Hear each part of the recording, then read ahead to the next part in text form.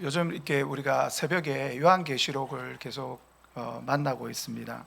그러니까 요한계시록을 보다 보면 이렇게 막 인때는 재앙, 끝나고 곧바로 또 나팔 재앙, 또 곧바로 대접 재앙 이렇게 나가는 게 아니고 중간에 이렇게 잠깐 다른 어떤 모습들이 이렇게 비춰지는 장면들이 나옵니다. 천상의 예배, 또 환상 이런 내용들이 중간중간에 이렇게 삽입되어서 이렇게 나오는데, 오늘 제가 이제 설교를 계속 이제 야고보서를 가지고 행함이 없는 믿음은 죽은 믿음이다, 이런 주제를 가지고 계속 이렇게 진행해 나가다가 이제 오늘은 잠깐 요한계시록처럼 잠깐 이렇게 말씀을 구약으로 이렇게 돌아와서 말씀을 전하려고 합니다. 성경 말씀은 전부 다 연결이 되어 있다, 이렇게 이야기가 될 수가 있죠. 그러니까 오늘 그러한 의미로 또 이 말씀을 같이 봤으면 좋겠습니다. 우리의 행동, 우리의 어떤 순종의 근본적인 어떤 기초는 절대적으로 하나님의 말씀입니다. 그러니까 하나님의 말씀이 우리의 삶의 지침이라고 그랬고 표준이라고 말씀을 드렸고, 그래서 우리는 이 말씀을 붙들고 이 말씀이 우리에게 주는 의미가 뭔지를 자세히 공부하고 살펴서 우리가 이 말씀이 뜻하는 대로 살아가는 것이 우리에게 가장 복된 일이라는 것을 성경은 계속해서 이야기를 하고 있습니다. 오늘은 이제 대림절 두 번째 주일로서 말씀이 육신이 되어 이 땅 가운데 오신 예수 그리스도, 예수님은 말씀 그 자체이시거든요. 그러니까 우리가 예수님을 믿는다라는 것은 예수님의 말씀을 따라간다, 예수님의 말씀을 순종한다, 이것과 일맥상통한다고 볼 수가 있습니다.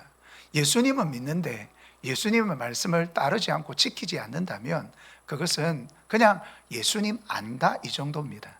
예수님을 믿는다가 아니고 예수님을 안다, 이 정도는 될 것 같습니다. 그러나 우리는 예수님을 아는 정도, 지식으로 아는 정도가 아니라 그분이 나의 삶의 주인이 되고 그분의 말씀이 나의 삶의 모든 표준이 되고 지침이 되기 위해서 우리는 그렇게 가는 거 아닙니까? 왜 그렇습니까? 하나님의 명령이고 그리고 그것이 우리가 살 길이기 때문입니다.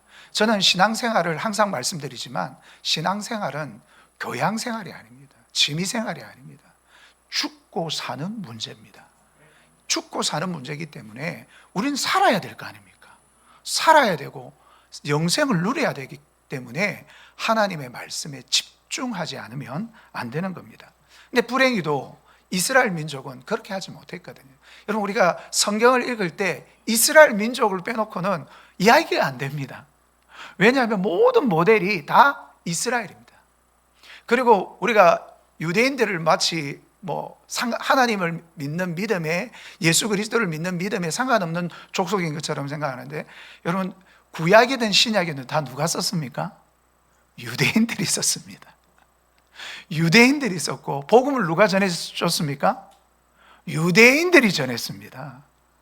하나님께서 복음의 문을 유대인들을 통해서 활짝 열어놓으신 거죠. 그렇기 때문에 사실 우리가 유대인들을 빼놓고 이야기할 수가 없습니다. 그래서 유대인들은 예수 그리스도를 십자가에 못 박았다 이러면서 좀 안 좋은, 히틀러가 그렇게 했거든요. 그러면서 사람들을 선동했거든요. 아닙니다. 물론 유대인들이 예수님을 십자가에 못 박으라 했고 그렇게 매달았지만, 그러나 하나님은 그 유대인들을 통해서 복음의 진리를 세상 가운데 전해주셨습니다. 그래서 우리도 믿고 있는 거 아닙니까? 그죠? 그래서 이 유대인들의 어떤 역사, 성경은 역사이면서도 역사가 아니지만 하나님의 말씀이지만, 하나님의 말씀 안에 이스라엘의 역사가 담겨져 있는 거지만, 이걸 우리가 굉장히 주목해 볼 필요가 있습니다. 왜냐하면 이것이 모델이기 때문입니다. 성경은 옛날에 그런 이야기가 있었으니까 그렇게 알아라 정도가 아닙니다. 성경은 그때의 일이 지금도 똑같이 일어납니다. 우리가 전도서에 보면 과거의 일이나 현재의 일이나 동일하고, 또 현재의 일이 미래에도 또 일어날 거라고 이야기를 하고 있습니다.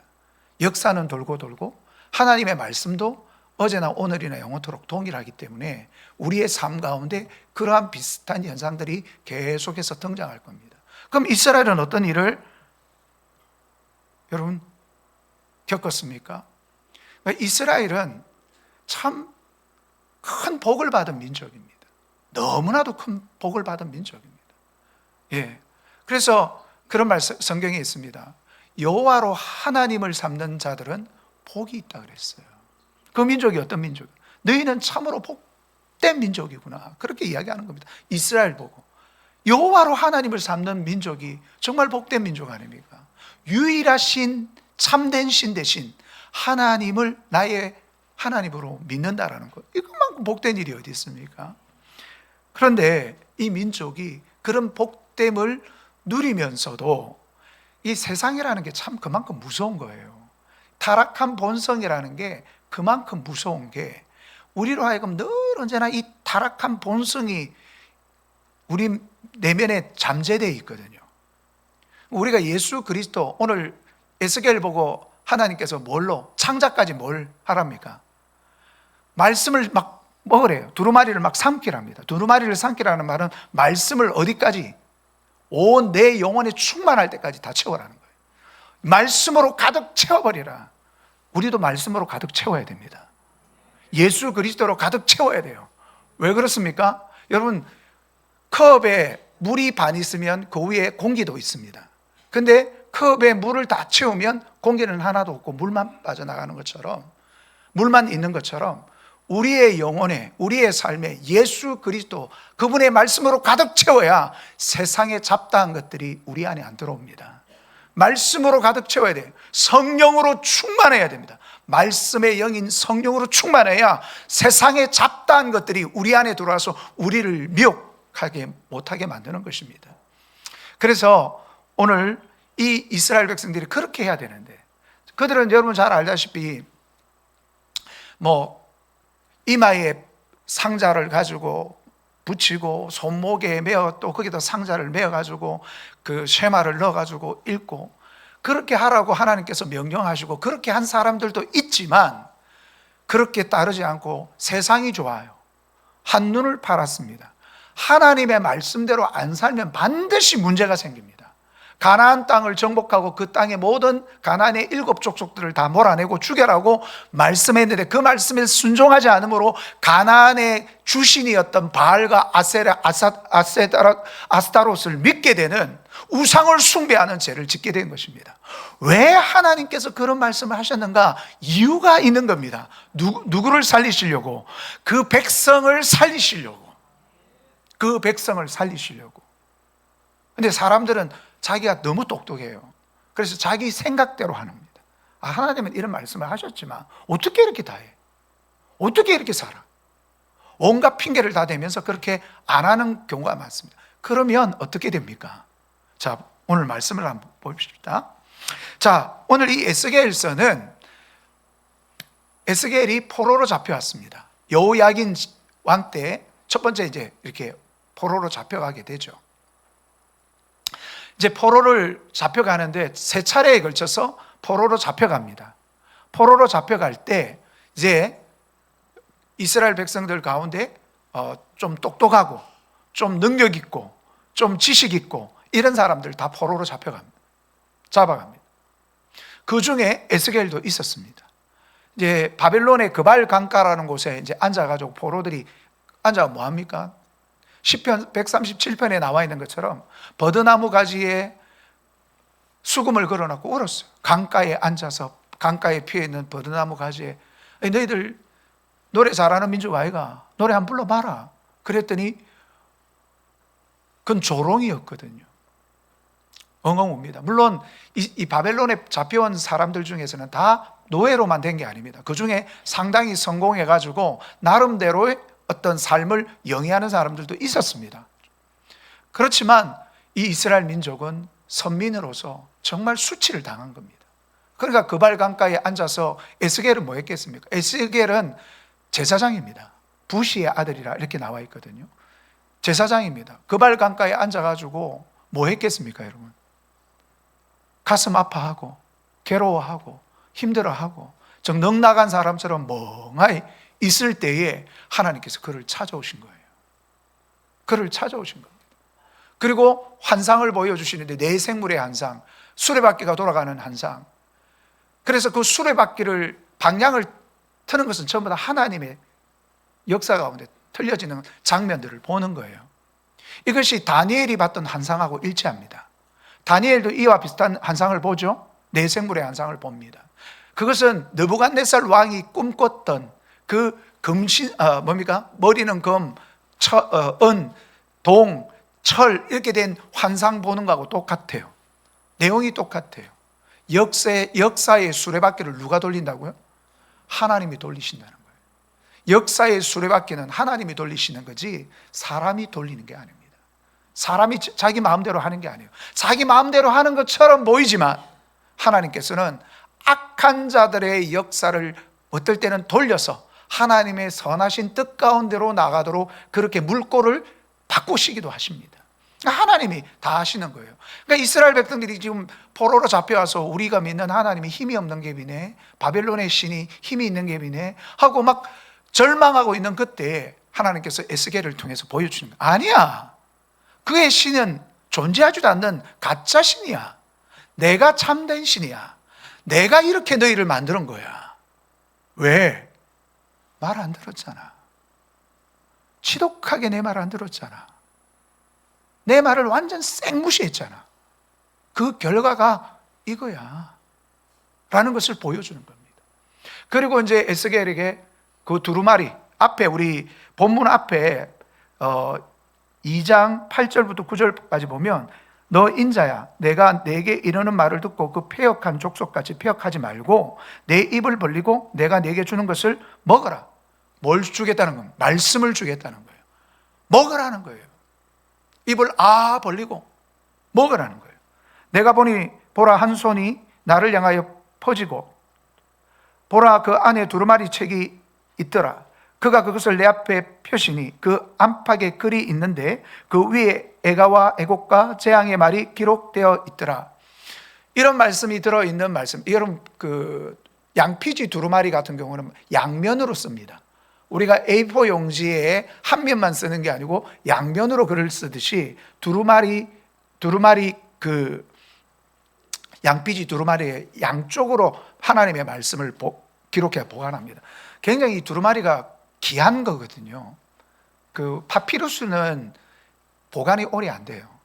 그리고 잘 상합니다. 습기에 약하고 그렇기 때문에 파피루스로 쓴 것은 오래 보관하기 힘들어가지고 우리에게 전달되는 것이 그렇게 많지 않습니다.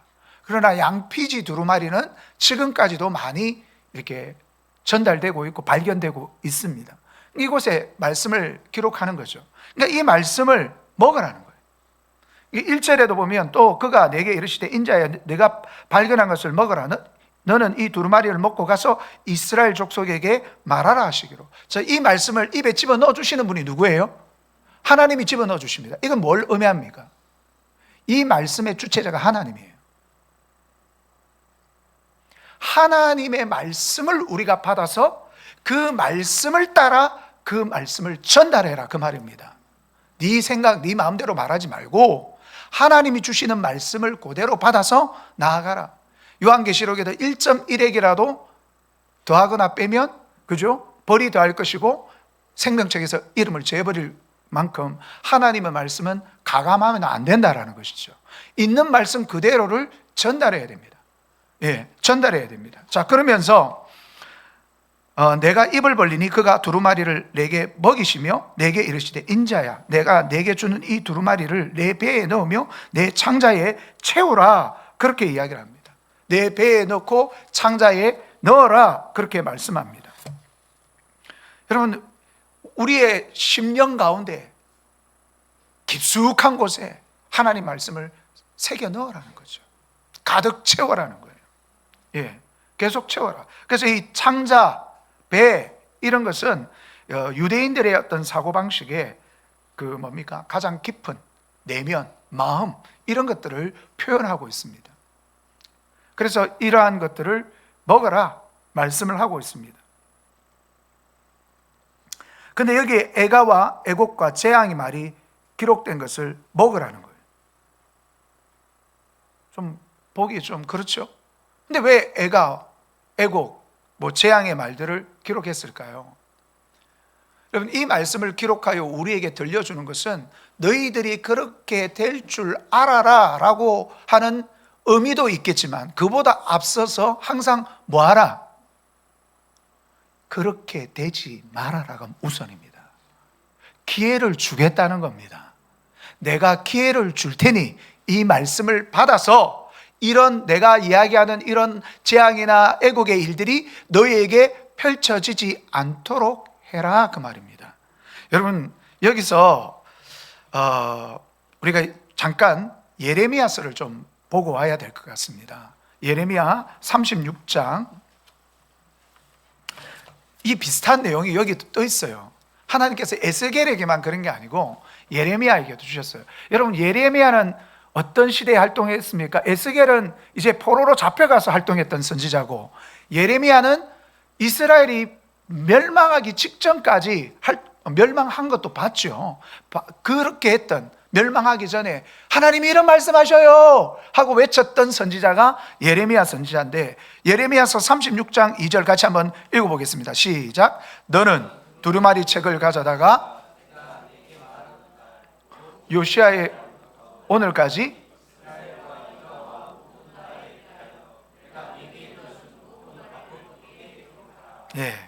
이 말씀을 기록하라는 거예요.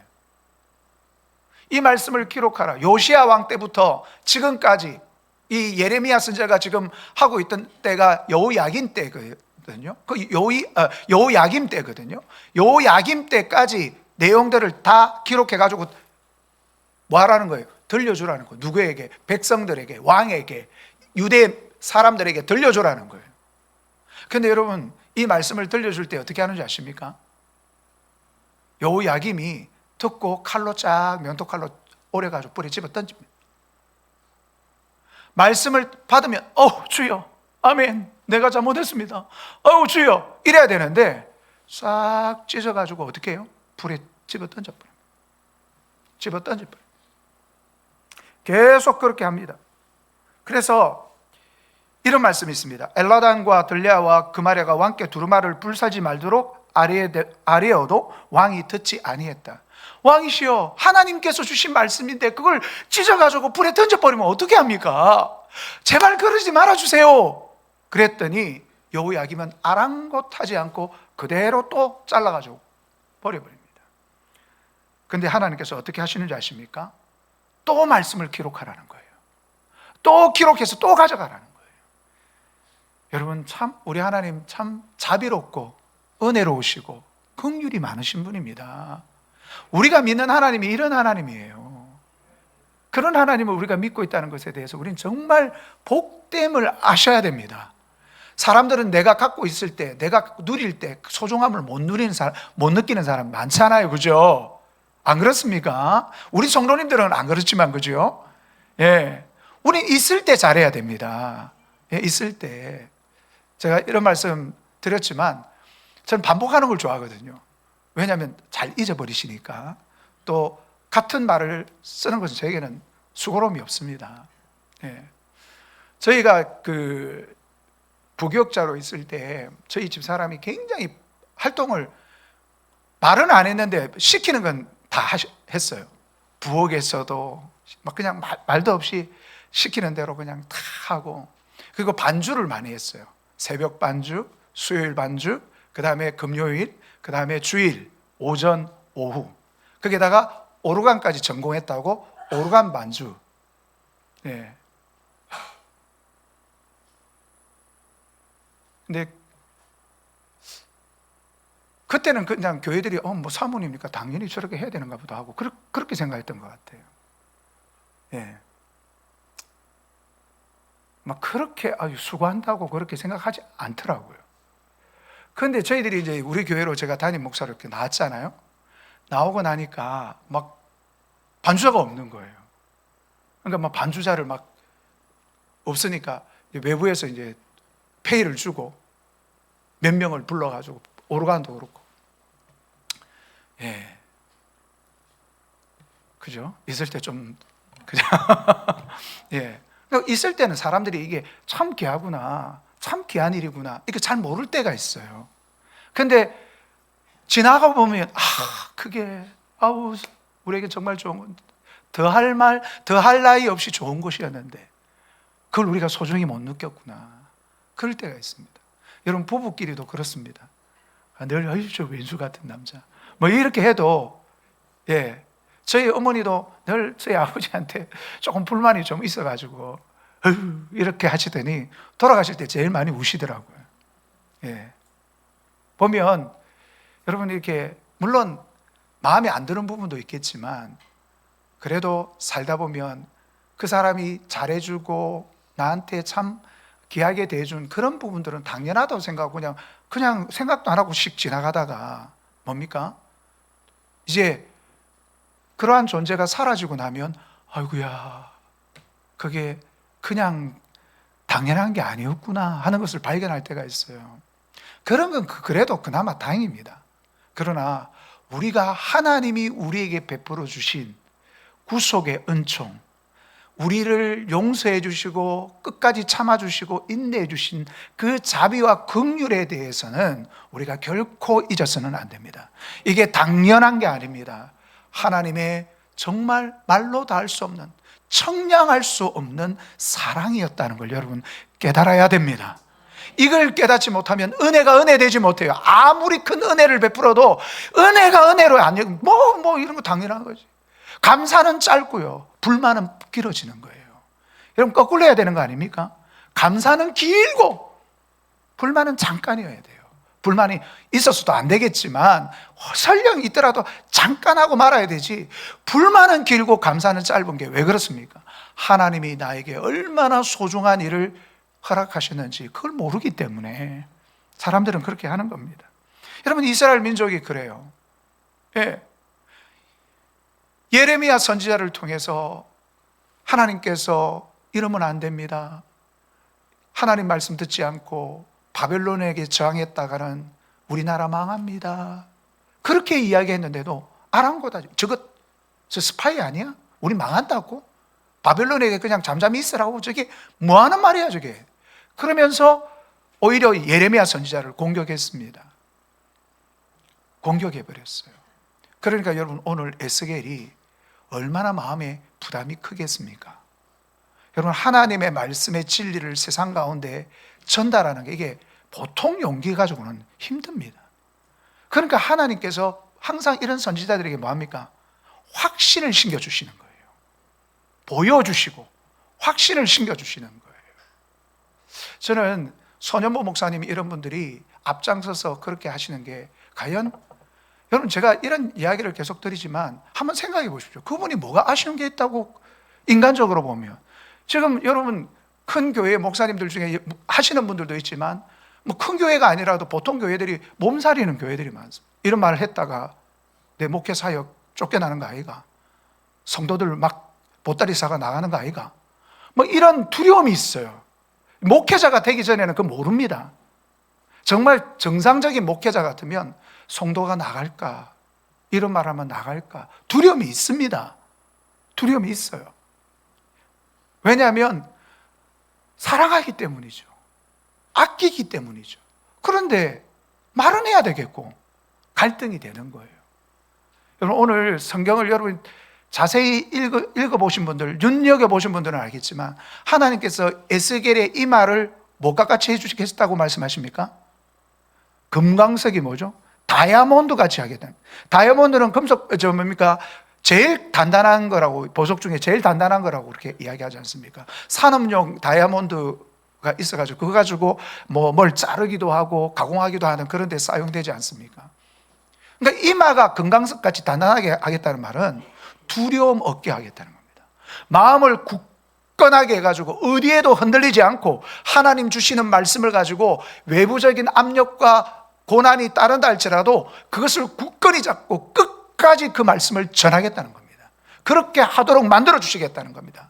왜 하나님께서 이런 약속을 합니까? 이 사역이 그만큼 어렵고 힘든 사역이기 때문입니다. 그렇지 않았다면 그냥 가, 그러고 말았을 겁니다. 근데 여러분, 오늘 본문 보십시오. 자, 이 말씀을 이제 창자까지 채웠어요. 그런데 입에는 어떻더라? 입에는 어떻더라? 입에는 달아요. 너무 달아요. 왜 달까요? 여러분, 요한계시록 10장 10절에도 하나님의 말씀을 먹었는데 이 사도 요한이 입에는 달고 배에는 쓰다고 이야기하고 있습니다. 왜 입에는 단데 배에는 쓸까요? 여러분, 입에 단 이유는 하나님의 말씀, 진리의 말씀, 그 말씀이기 때문에 단 겁니다. 하나님의 주권적인 뜻이 항상 하나님의 백성에게 유익이 되기 때문에 단 겁니다. 그런데 왜 배에서는 쓸까요? 혹독한 심판이 따르기 때문입니다. 요한계시록에서는 그렇게 이야기를 하고 있습니다. 그러니까 불순종하고 패역한 백성들에게 전해지는 이 하나님의 말씀이 달기도 하지만 누군가는 이 말씀을 거역함으로 심판을 받아 혹독한 재앙이 따르고 심판이 따를 것이기 때문에 배에서는 쓰다, 이렇게 이야기를 하고 있습니다. 그런데 오늘은 이 에스겔서에서는 달기만 이야기하고 쓰기는 이야기하지 않고 있습니다. 왜 이렇게 답니까?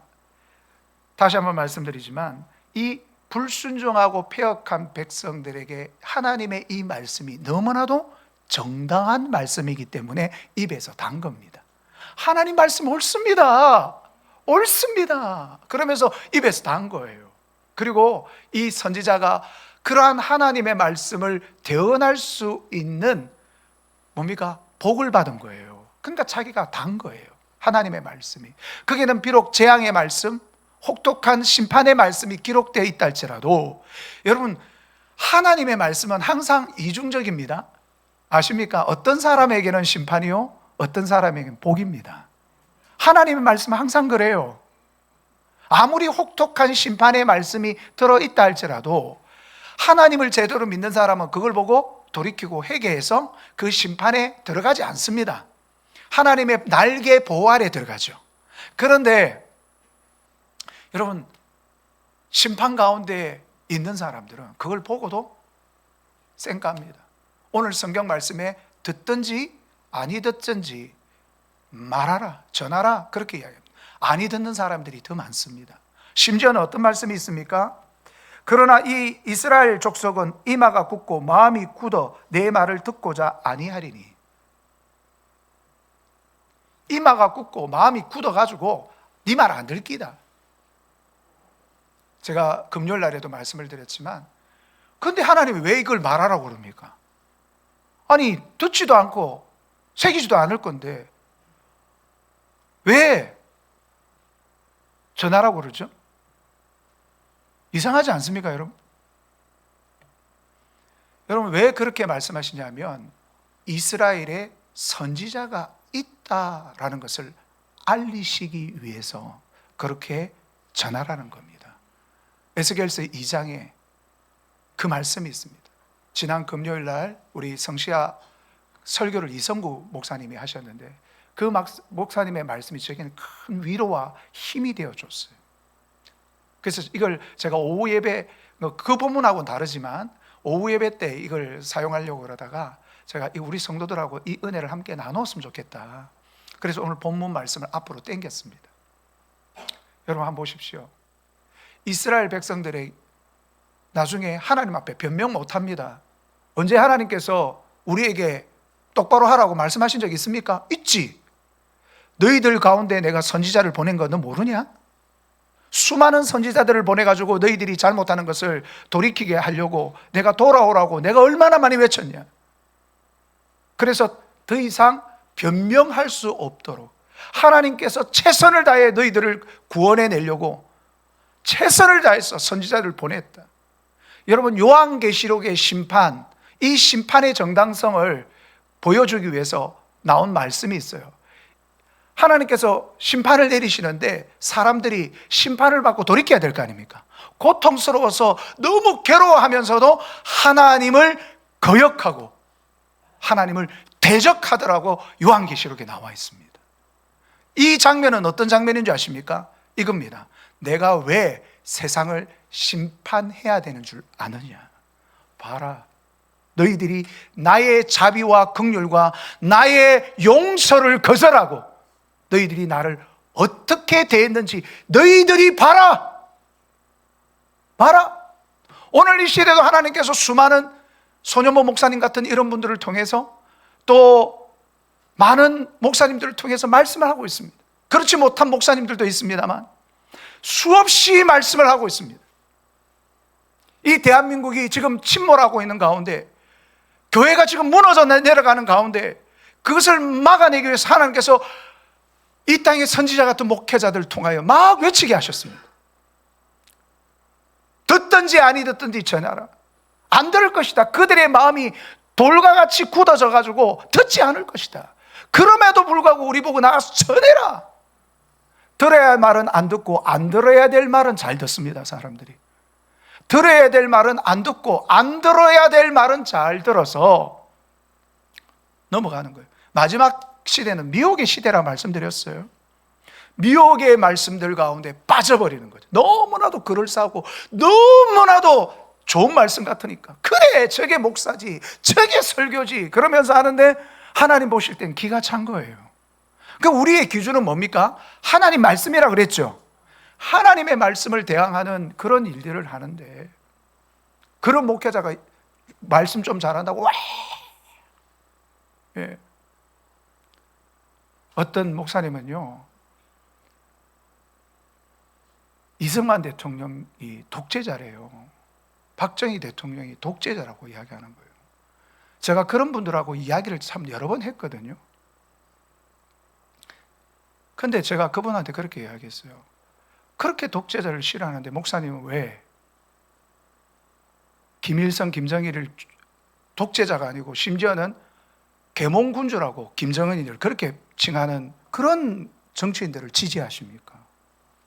독재를 그렇게 싫어하는, 독재라면 치를 뜨는 그러한 정당들이 그렇게 독재자들하고 손을 잡고 그렇게 가는 것이 정당한 겁니까? 왜 그런 데는 한마디도 말씀을 안 하십니까? 왜 침묵하시죠?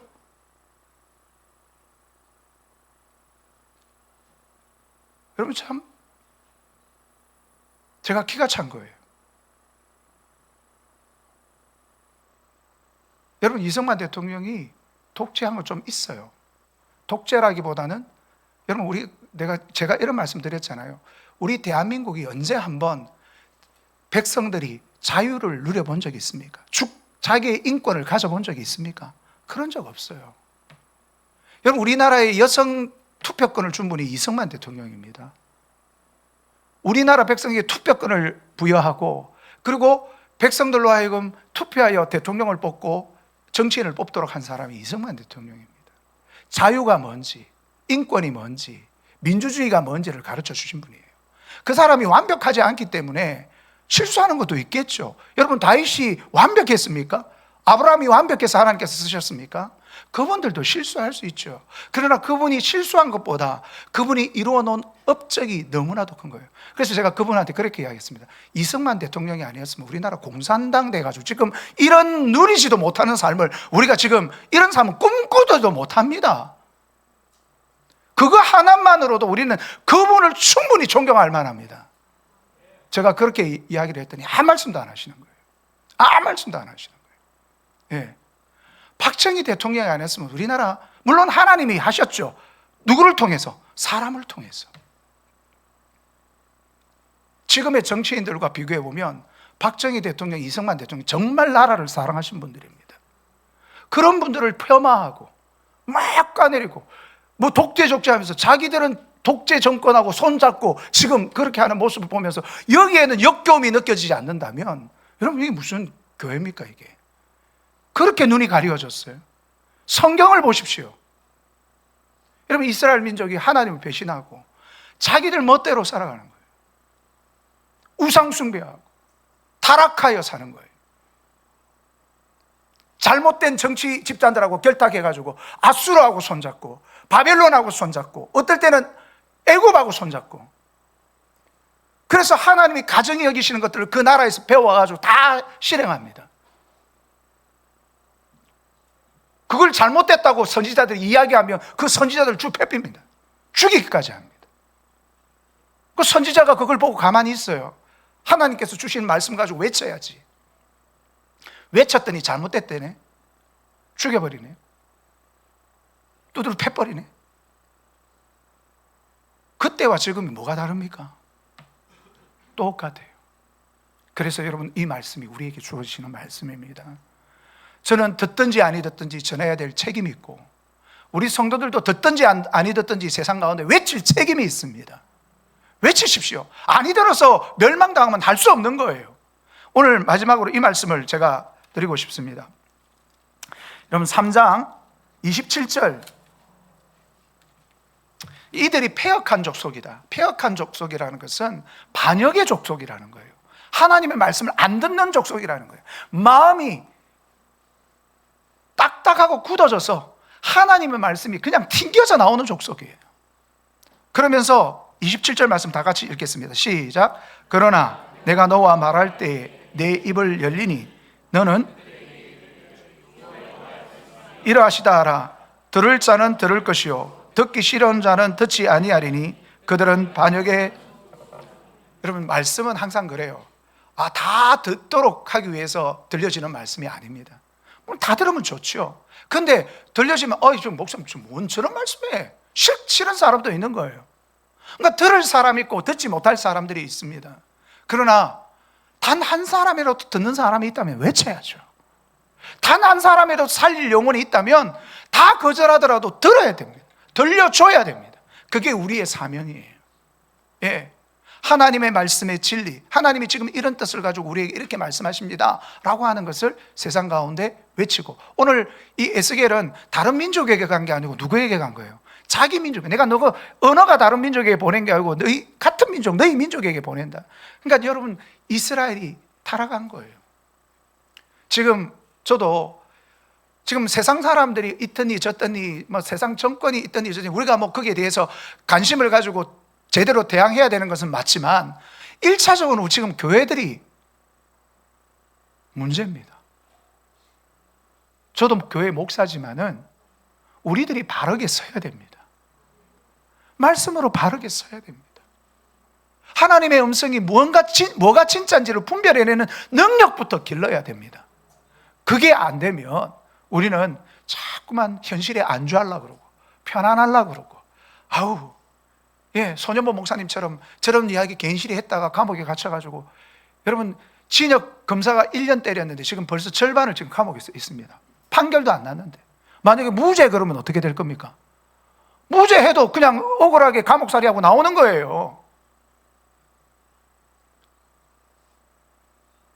이런 걸 보고도 역겹지 않고, 제가 그 말씀대로 만약에 목사님이 정말 법적으로 하자가 있고 문제가 있다면 처벌을 받으셔야죠. 그러나 그 죄에 대한 제가 지금 있는지 없는지 지금 재판 중이고 있는지 없는지도 몰라요. 그런데 그러한 유사한 내용의 잘못에 대한 판결은 이때까지 대법원 판례도 100만 원 벌금이 전부였는데 사람을 감옥에 가두고 재판을 하고 판결도 질질 끌어가지고 지금 거의 절반 정도 검사가 구형한, 여러분 검사가 구형했다고 전부 다 그렇게 되는 거예요. 판사가 판단해보고 무죄, 한 6개월 이렇게 되는 거예요.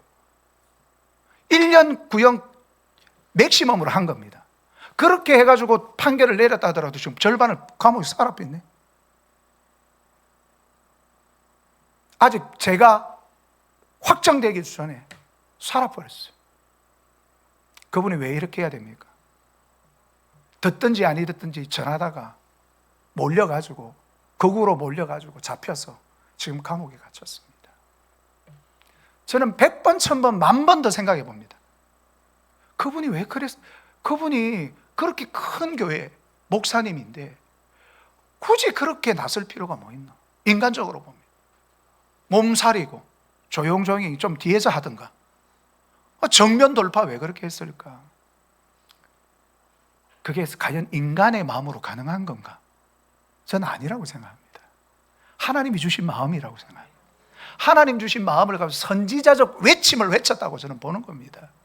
이러한 외침이 교회 안에 목회자들이나 성도들이 많을 때 여러분, 하나님께서 일하십니다. 하나님께서 역사하십니다. 우리나라가 공산화되기 일보 직전, 6.25 전쟁 넘어가기 직전 하나님께서 우리 대한민국을 지켜주셨고 보호해 주셨습니다. 그리고 그 위에 공산주의자들이 우리 대한민국에 드글드글 거리고 지금도 그렇습니다. 그런 사람들이 정권까지 잡았지만 하나님께서 이 땅을 지켜주셨던 거예요. 누가 있었기 때문에? 하나님의 약속의 말씀을 붙들고 모든 걸 걸고 하나님의 말씀대로 외치는 선지자적 외침이 있었기 때문에 하나님께서 이 땅을 지켜주시고 보호해 주셨던 겁니다. 앞으로도 계속 우리가 함께 세상을 밝히는 등불이잖아요. 저는 이걸 항상 제 머릿속에 지우질 않습니다. 나는 세상을 밝히는 등불이어야 된다. 비겁하게 숨어서 눈치나 보고 이래저래 가는 존재가 되어서는 안 된다. 우리 성도들을 밝히고 세상을 밝히고 모두를 밝히는 등불의 역할을 해야 된다. 저만 등불입니까? 아니에요. 우리 성도들 전부 다 등불입니다. 등불이 되십시오. 빛이 되십시오. 어둠을 몰아내십시오.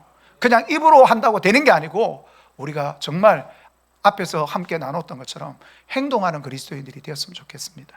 기도하겠습니다. 말씀을 생각하면서 우리 함께 기도하겠습니다. 하나님, 우리에게 하나님께서 말씀을 먹여주시고 전하라고 말씀하셨습니다. 하나님, 전하는 자가 되게 하옵소서.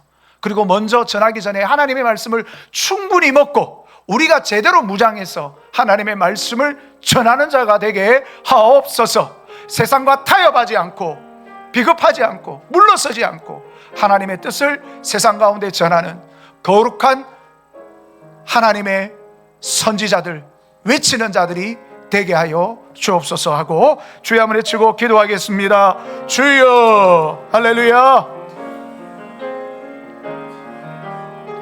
감사합니다. 하나님, 우리에게 주신 하나님의 말씀을 충분히 우리가 잘 소화하고 하나님의 말씀을 제대로 알고 하나님이 어떤 뜻을 가지고 이 땅을 향하여 마음을 가지고 우리에게 다가오시는지를 알고 우리가 하나님의 뜻을 가지고 나아가 외치게 하시고 하나님, 듣든지 아니 듣든지 하나님의 말씀, 이 시대를 향한 하나님의 말씀을 외치고 전하여서 아버지여 살 사람은 살아야 되겠습니다. 하나님, 하나님의 영광의 자리에 들어갈 사람은 들어가야 되겠습니다. 도와주시옵소서. 역사하여 주시옵소서. 인도하여 주옵소서. 사랑합니다. 경배합니다.